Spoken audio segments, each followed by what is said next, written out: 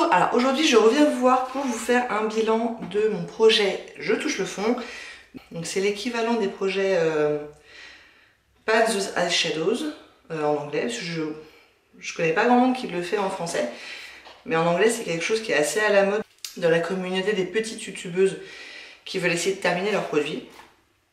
Donc le but c'est non pas de terminer des fards à paupières, mais de toucher le fond pour pouvoir ensuite les remplacer. Donc que des fards à paupières, et le but c'est dans l'année de toucher le fond d'autant que possible.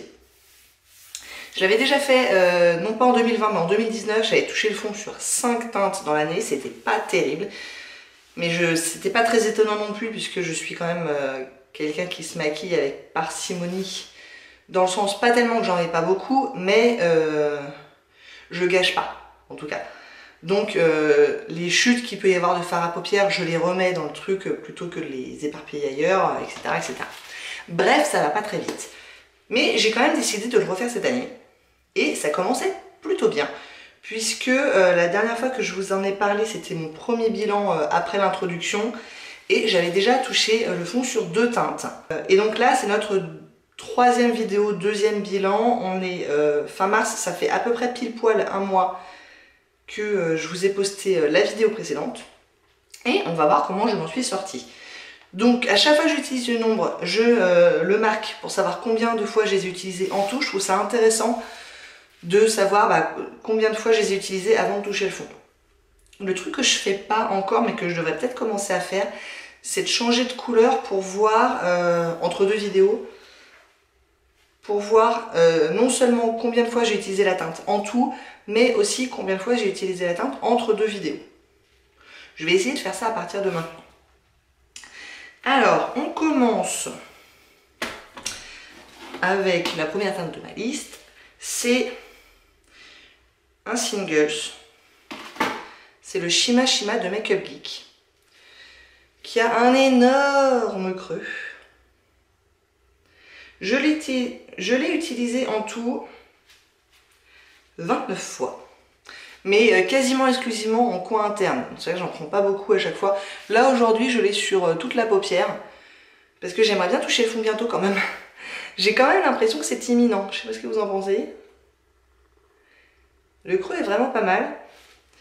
J'ai tellement l'impression que c'est imminent, après j'ai peut-être tort, mais non, que je me suis déjà choisi la teinte de remplacement. C'est un peu triché, oui, je sais. Mais je me dis, si je touche le fond en 3 jours, je vais pas refaire une vidéo dans 3 jours, hein, je vais pas faire des vidéos à moins d'un mois d'écart. Et si j'ai rien à dire, ce sera peut-être à plus d'un mois d'écart. Donc je triche, mais je vous dis quand même déjà que j'ai une teinte de remplacement pour cette teinte-là. Mais je vais pas commencer à l'utiliser avant que celle-ci ait le pan. Oui, je sais, on aime bien se prendre un peu la tête pour pas grand-chose. Donc voilà le Shima Shima de Make Up Geek. Normalement, la prochaine fois, vous verrez le pan. Je vous montrerai quand même. Bon. Alors, je vous le dis. Vous le dites à personne, vous le gardez pour vous. Mais la teinte de remplacement, ça sera celle-ci. C'est un Singles aussi, parce que je me suis dit que les singles, j'allais toujours les remplacer par des singles. Une petite règle en plus, comme ça, pourquoi pas. En l'occurrence, c'est de Agnès B quand c'était au Club des créateurs de beauté. Donc il n'y a pas de nom, mais c'est un joli mauve comme ça, qui je pense qu'il va pour toutes les saisons, qui peut aller sur toute la paupière avec une autre ombre en creux, mais je pense aussi qu'il peut aller très très bien en look avec une seule couleur, toute la paupière creux et estompée, et puis c'est bon. Donc je pense qu'elle est assez versatile, et en plus, il y a déjà pas mal d'utilisation dessus, ce qui fait que ça sera peut-être un peu plus facile de toucher le fond. En l'occurrence de ce côté-là, là, ici, je sais pas si vous allez le voir, mais c'est descendu un petit peu. Donc c'est là que je vais concentrer mon pinceau. Donc voilà. Ça c'était la teinte Je triche de ce mois-ci. Ensuite, mais c'est tout, après je triche plus, c'est promis. Ensuite, ici, on a la Lorac Pro 2 et dedans j'ai la teinte Light Brown qui est un fard de transition quoi, un marron moyen, pas très très foncé. Je l'ai également aujourd'hui, donc en fard de transition avec le Shima Shima de Makeup Geek. Donc ça fait un look très très passe-partout, assez rapide. C'est ce dont j'avais envie ce matin. Donc ici, on commence à voir un petit creux quand même. Je l'ai utilisé en tout 14 fois depuis le début de l'année. J'aurais dit que ça faisait plus, mais en fait parce que j'ai utilisé pas mal récemment, enfin depuis la dernière vidéo. Au début de l'année, je l'avais un peu moins utilisé. Donc on n'est pas encore tout à fait près du pan, mais on a un creux, donc c'est encourageant. On va continuer comme ça. Ensuite, j'ai ma petite palette de Wet n Wild, c'est la Comfort Zone. Et dedans, j'ai cette teinte-là, ici, là, que je vais vous montrer d'un peu plus près, que j'ai utilisée en tout depuis le début de l'année seulement 6 fois, mais à l'essentiel depuis la dernière vidéo aussi, avec la teinte de l'Orac dans le creux. Ça donnait plutôt sympa, c'est un espèce de rose gold. Et je pense qu'on voit bien, alors il n'y a pas encore vraiment de creux, mais l'écriture est quand même bien effacée au milieu, donc on voit qu'elle a été utilisée, mais pas au point d'être creusée encore. 6 fois, c'est vrai que c'est pas énorme. Je pense pas qu'on puisse s'attendre à grand chose avant au moins 20 utilisations, voire même beaucoup plus pour certaines teintes, ça dépend vraiment de la formulation. Il paraît que les teintes de Wet n Wild sont assez faciles à toucher le fond, puisque il paraît qu'elles sont assez peu profondes.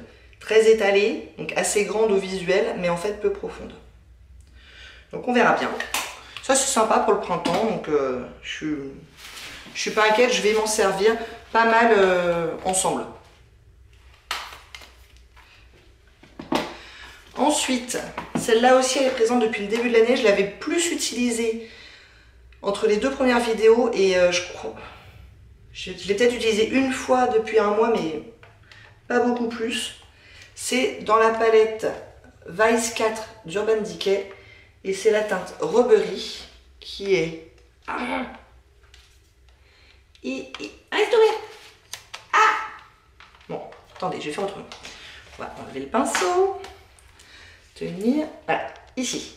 Je l'ai utilisé en tout depuis en tout, je l'ai utilisé 8 fois depuis le début de l'année. Je l'aime bien, mais c'est vrai que ça fait un peu plus automne-hiver que printemps, pour être tout à fait honnête. Mais c'est une très jolie couleur. Donc pareil, c'est un peu comme la Wet n Wild, on commence à voir qu'elle a utilisé, alors là pour le coup elle n'avait pas été du tout utilisée avant le début de ce projet, mais c'est pas encore au point de faire un creux, donc là j'ai encore pas mal de travail sur celle-là. Mais j'avoue que du coup, autant j'aime beaucoup cette teinte, autant là les beaux jours arrivant, je vais peut-être plus être un peu plus attirée vers des teintes un peu plus claires, genre ça. Donc on verra. Mais on en est à 8.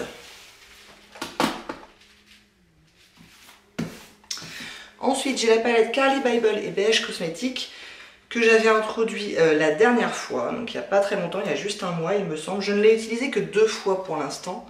En l'occurrence, c'est cette teinte-là, la teinte un peu mauve, que j'ai bien aimé utiliser avec la teinte d'Urban Decay. Donc ça, seulement 2 utilisations, ça fait pas beaucoup, mais je vous disais, je me suis pas mal quand même concentrée sur ces deux-là. J'imagine qu'on peut pas tout faire, et puis en plus j'aime bien aussi avoir au moins une palette mensuelle que je change et que j'utilise au moins une fois. Et puis je me maquille pas tous les jours. Tout ça fait que, bah, je vous disais, hein, ça avance pas forcément hyper vite. Donc là il y a un minuscule creux, mais je crois qu'il était déjà là avant que je commence. Je sais même pas si vous allez le voir, tellement il est petit.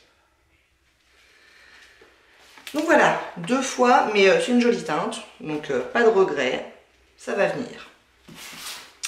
Et enfin, dernière teinte que je vous avais présentée le mois dernier, c'est dans la palette d'Elsa Makeup, la Warm Light.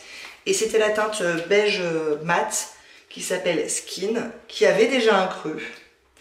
Eh bien, figurez-vous que je m'en suis servi 3 fois et que j'ai touché le fond. Ici. Donc bon, bah ça c'est fait. Franchement, j'avais vraiment pas l'impression que j'étais aussi proche de toucher le fond. Mais ils sont vraiment pas profonds. Hein. Pour le coup, là je vois la différence par rapport à d'autres palettes. Combien ils gramment les trucs? Ils pèsent quand même 1,28 g chacun, mais ils sont quand même assez gros les pans. Pour le coup, ils sont pas profonds du tout.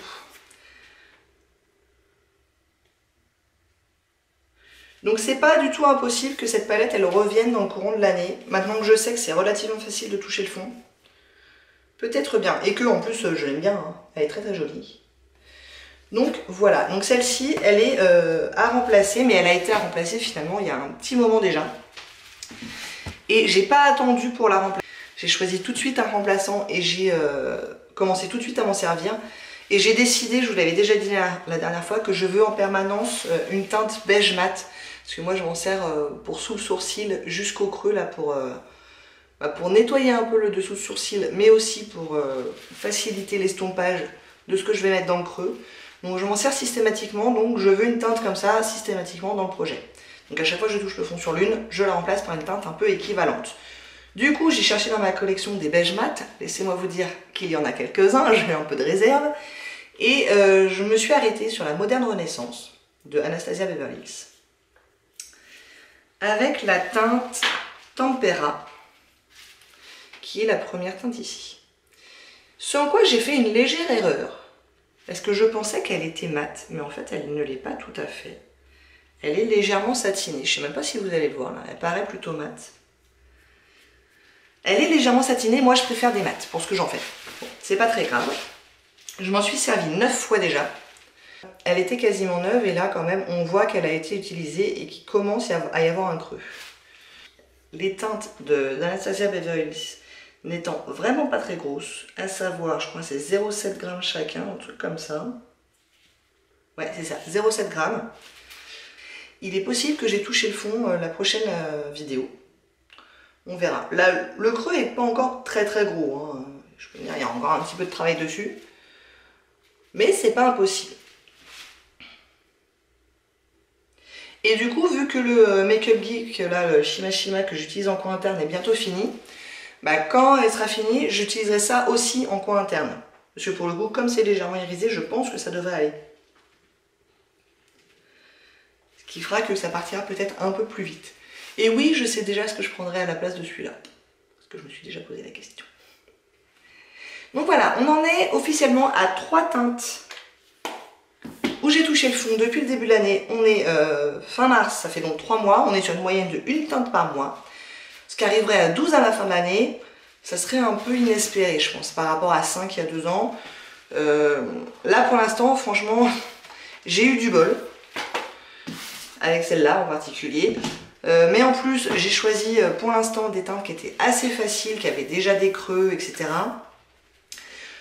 Donc je m'attends pas à ce que ça soit ce rythme-là toute l'année. Je pense pas, ça serait vraiment, vraiment exagéré. Mais je pense que dans un mois, j'aurai la 4e teinte. Assez certainement. Je suis pas très inquiète. Et ben voilà, vous savez tout, c'est tout pour aujourd'hui. J'espère que ça vous a plu. Si oui, n'hésitez pas à commenter, à liker et à vous abonner. Et je vous dis à très bientôt. Au revoir.